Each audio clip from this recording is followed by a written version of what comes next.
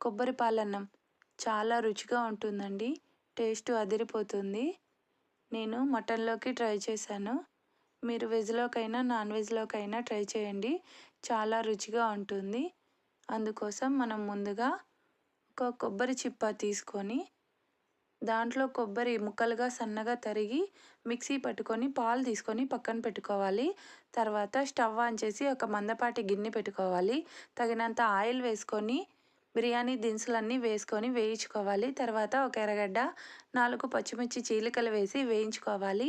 అవి కొద్దిగా వేగిపోయాక గుప్పెడు పుదీనా, గుప్పెడు కొత్తిమీర, కొద్దిగా కరివేపాకు వేసి వేయించుకోవాలి.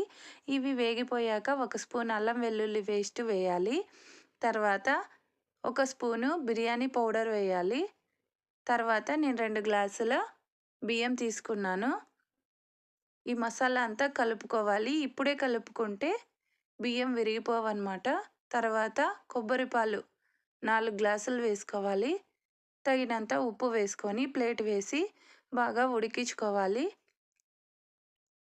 ఇలాగ మధ్యలో 2 సార్లు అలా కలుపుతూ ఉంటే కొబ్బరి పాలన్నం తయారైపోతుంది. ఇది బాగా మగ్గించుకోవాలి. మగ్గిపోతుందండి. కొబ్బరి పాలన్నం తయారైపోయింది.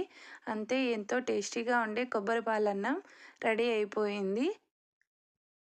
ఇంకా మనం సర్వింగ్ చేసుకునేదే.